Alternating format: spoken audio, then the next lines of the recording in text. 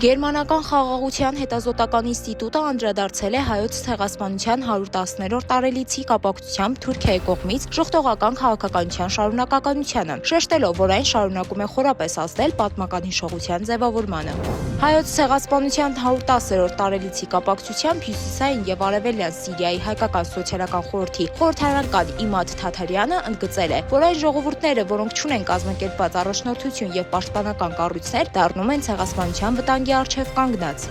Լոնդոնում տեղի է ունեցել հայոց ցեղասպանության 110-րդ տարելիցին նվիրված ոգեկոչման արարողություն։ Ներկայացուցիչները հավաքվել են քենոթավ հուշակոթողի մոտ հարգանքի տուրք մատուցելու եւ ոգեկոչելու հայոց ցեղասպանության 110-րդ տարելիցը։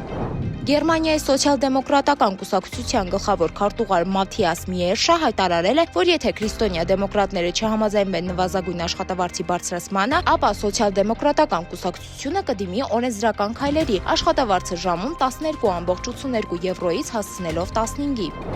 Ռուսական ուժերի զանգվածային հարձակման հետևանքով Կիևում զոհվել է 9 մարդ։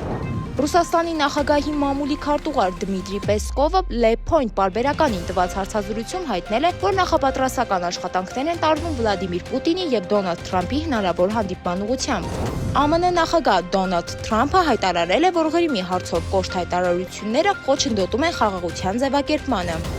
Մոսկվայի Afimov City առևտրի կենտրոնի ստորգետնյա ավտոկայանատեղիում հրդեհ է բռնկվել, այս մասին հաղորդում է գազետը։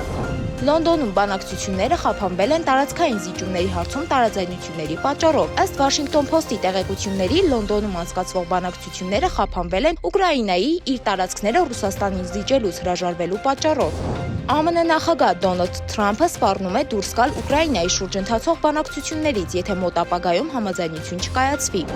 Ավստրալիայում հարյուրավոր կոալաներ են զոհվել հրդեհների հետևանքով։ Վիկտորիա նահանգի կառավարությունը հայտնել է, որ հարյուրավոր կոալաներ ոչնչացման եզրին են մարտին բռնկված հրդեհի հետևանքով։ Ըստ տվյալների զոհվել է ավելի քան 700 կոալա։ Հրդեհները ոչնչացրել են մոտ 2000 հեկտար թփուտներ, կենդանիներին թողնելով սովի եւ մահվան վտանգի առջև։